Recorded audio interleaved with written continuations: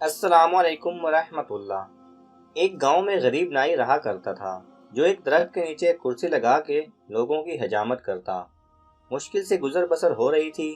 اس کے پاس رہنے کو نہ گھر تھا، نہ بیوی تھی، نہ بچے تھے۔ صرف ایک چادر اور ایک تکیہ اس کی ملکیت تھی۔ جب رات ہوتی تو وہ ایک بند سکول کے باہر چادر بچھاتا، تکیہ رکھتا اور سو جاتا۔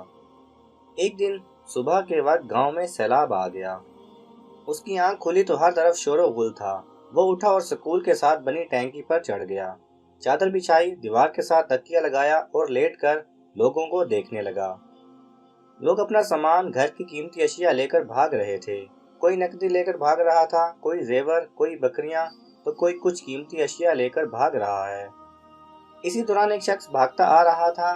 اس نے سونے کے زیور، پیسے اور کپڑے اٹھا رکھے تھے۔ جب وہ شخص اس نائی کے پاس سے گزرا اور اسے سکون سے لیٹے ہوئے دیکھا تو غصے سے بولا، اوئے ساڑی ہر چیز اجڑ گئی ہے، ساڑی جان تے بنی ہے تے تو ایتھے سکون نال لمبا پیا ہے۔ یہ سن کر نائی بولا، لالے اج جیتے غربت دی چس آئی ہے۔ جب میں نے یہ کہانی سنی تو ہنس پڑا، مگر ایک خیال آیا کہ شاید روز محشر کا منظر بھی کچھ ایسا ہی ہوگا۔ جب تمام انسانوں سے حساب لیا جائے گا، ایک طرف غریبوں کا حساب ہو رہا ہوگا، 2 وقت کی روٹی، کپڑا، حقوق اللہ اور حقوق العباد۔ ایک طرف امیروں کا حساب ہو رہا ہوگا، پلازے، دکانیں، فیکٹریاں، گاڑیاں، بنگلے، سونا اور زیورات، ملازم، پیسہ، حلال حرام، عیش و آرام، زکوٰۃ، حقوق اللہ، حقوق العباد وغیرہ وغیرہ۔ اتنی چیزوں کا حساب کتاب دیتے ہوئے پسینے سے شرابور اور خوف سے تھر تھر کانپ رہے ہوں گے۔ تب شاید اسی نائی کی طرح غریب ان امیروں کو دیکھ رہے ہوں گے، چہرے پر ایک عجیب سا سکون، اور شاید دل ہی دل میں کہہ رہے ہوں گے، اج جیتے غربت دی چس آئی ہے۔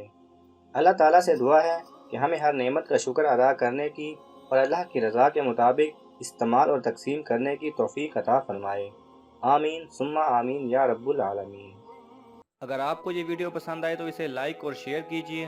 کسی بھی قسم کے سوال اور اظہار رائے کی خاطر کمنٹس کیجیے، اور مزید ایسے دلچسپ ویڈیوز دیکھنے کے لیے ہمارے چینل کو سبسکرائب کریں اور ساتھ میں بنے بیل آئیکن پہ لازمی کلک کریں۔